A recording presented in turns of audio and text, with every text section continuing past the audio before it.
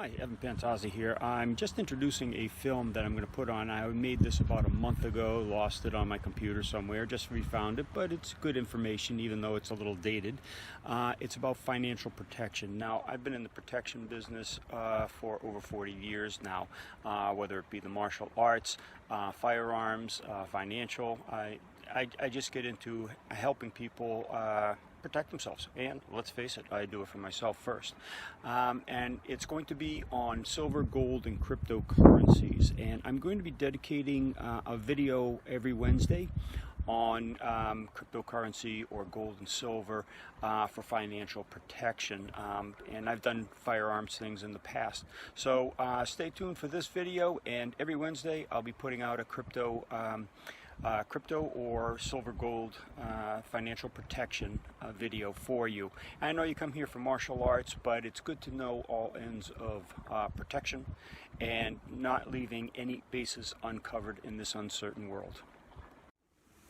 Hi, Evan Pantazi. Today I'm going to talk about financial protection.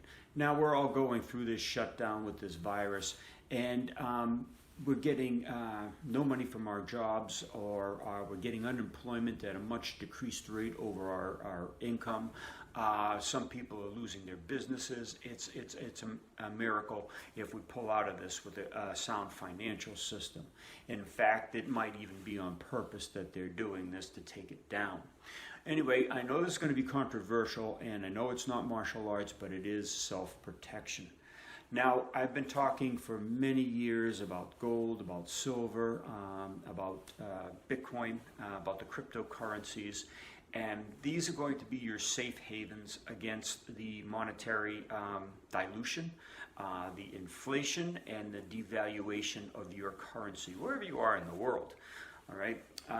But also, when you're thinking about this, the businesses of the future are going to be built on this. So if you want to position yourself to get ahead when the economy opens and as the blockchain is rolled out more and more each day, then you need to start learning about the cryptocurrencies. So cryptocurrencies, I've been in this since 2013. Bitcoin's only been around since 2009, so I was fairly early on. As a matter of fact, I got my first Bitcoin at $272. All right, and right now it's hovering around 75, 77. Now, in 2 weeks, in mid-May, somewhere around the 17th or so, they're predicting that the halving comes up for Bitcoin. Now, what a halving is there's only ever going to be 21 million Bitcoins made. Now, when the Bitcoin, every 4 years, the rewards for mining Bitcoin, and they are mined on a constant basis, gets cut in half.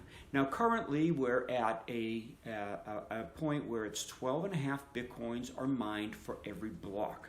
Now, these blocks are mined every 10 minutes. Well, May 17th, when the blockchain halves, and this is predetermined, nobody has control over it, it's set up, it's going, it's decentralized, nobody has control over this system, it's just set to go. Now, it cuts down to only 6.25 Bitcoins per block. Okay, now what that means is there's going to be just as much demand, okay, but half the supply. That means the prices are going to go up. All right, and they have every year. Okay, now the charts you see that I'm putting on in the back, this is the path that Bitcoin has taken. There's a stock to flow ratio. The only thing better than a Bitcoin stock to flow ratio now is silver and gold. Okay, and this halving, it's going to surpass silver. Okay, possibly it will surpass gold. But for the next halving in 2024, okay, it's going to definitely surpass gold. Where's that going to take the price? Can't tell you. A lot of experts have big numbers, okay? But all I know is that the value of the Bitcoin, and it's being bought by institutional buyers, like people that are into the big businesses like Amazon and Microsoft and all those names. They're getting into the blockchain, the transition in the financial system, the transition in the workspace, the transition in the contractual space with smart contracts like the Ethereum network pulls together. They are changing our world, and that's going to be your new norm. Okay, I don't want to go off on the tangent. What I'm doing is I'm actually offering you help. I can help you set up your cryptocurrency accounts, how to get the money into and out of a bank, to secure your funds with the cryptocurrencies, grow a portfolio, secure your portfolio, because if you buy them on an exchange and leave them on an exchange and an exchange goes down, then there's a problem. But if you have it in a hardware wallet, then you're safe. I have all these answers because I've been messing around with this, like I said, for 7 years, all right? And I've gone through some pros, I've gone through some cons. Right now I'm in the pro corner because I've learned my mistakes from early on, and I can help you with that. So if you're interested, just leave me a message, and we can start to converse back and forth on how we can get you set up with your cryptocurrency. Now, here's another thing. I do commerce all over the world because I have seminars, I have satellite schools, affiliates that are working the Kyusho, and we do licensing and we send money back and forth. And the transaction fees for a bank, first of all, minimum 3 days to wait for a bank transfer, okay, 3 to 4 days. Now, if you're over a weekend, it's going to be longer. And the costs are ridiculous, okay? A cost just to send a bit of money, say if it's $1,000.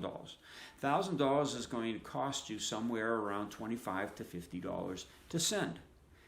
I just got a payment by Bitcoin, and it was 31 cents, okay? It's a ridiculous amount of savings that you make. It's virtually instant. The Bitcoin took me an hour to have it in my possession, off the exchanges, into a hardware wallet, and away from everybody's prying eyes, everybody's reach. All right. Now, I can help you with this. I've gone through many hardware wallets. I've gone through paper wallets, as I've said. I still have paper wallets. I have hardware wallets, and I can tell you which one that would work the best for me. I can't give you financial advice, but again, I'm out of their system. Okay, I keep money, a very little amount of money, just to pay bills on a regular basis, my electricity, you know, heat, things like this. But for the most part, I'm out of their system. If their system crashes, okay, I have something to transact with other people on. I can go and get groceries. I can say, hey, here's a silver dollar for some groceries. Or if my grocer is into the digital currencies, I can trade that rapidly back and forth. There is no middleman. There is no bank. There's a consumer and there's a merchant. And they make their deal, and it's instant. For like Digibyte, it's within 15 seconds the money's in your possession. So it's crazy fast.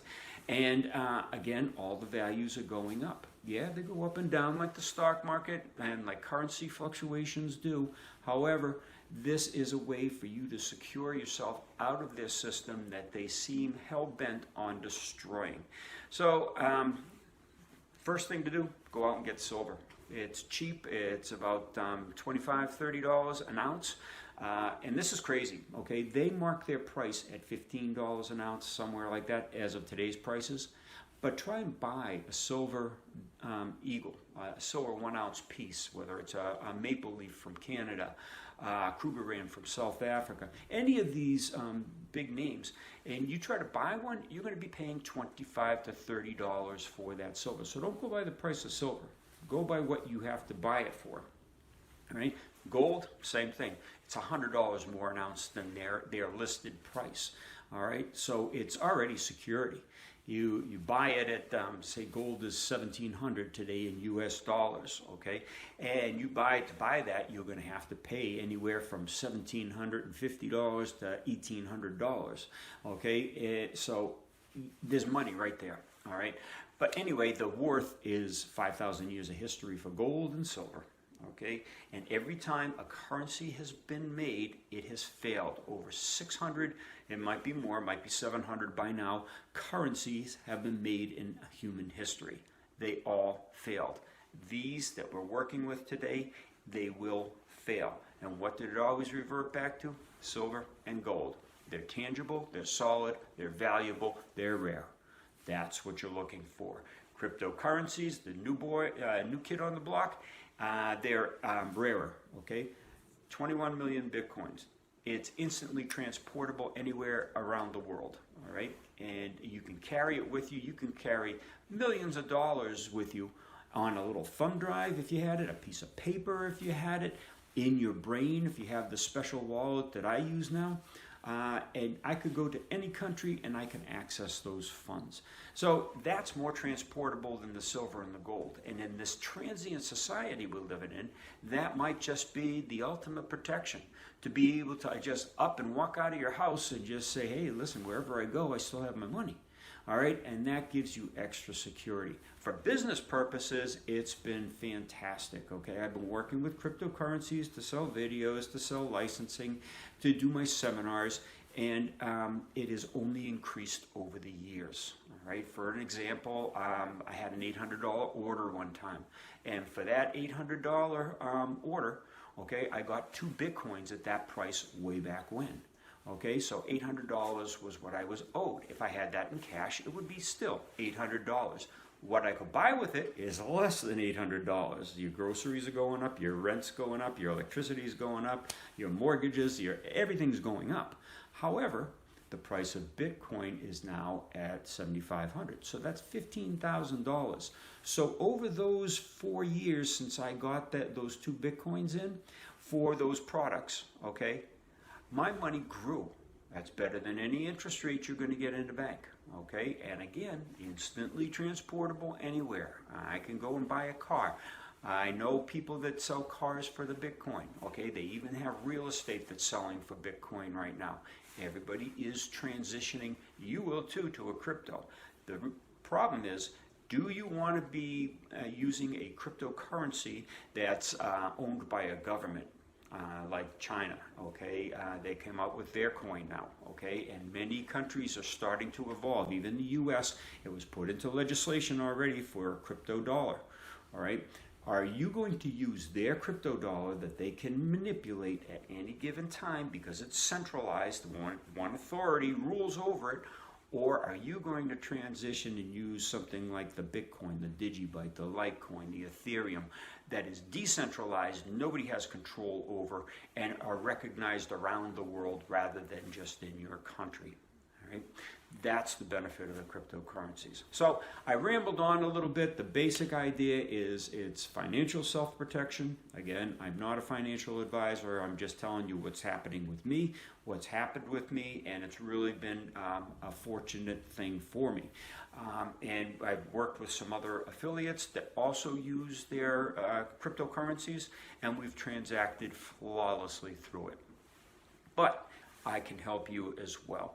So if you're interested, leave your message below, and we'll get in contact, and we'll advance from there.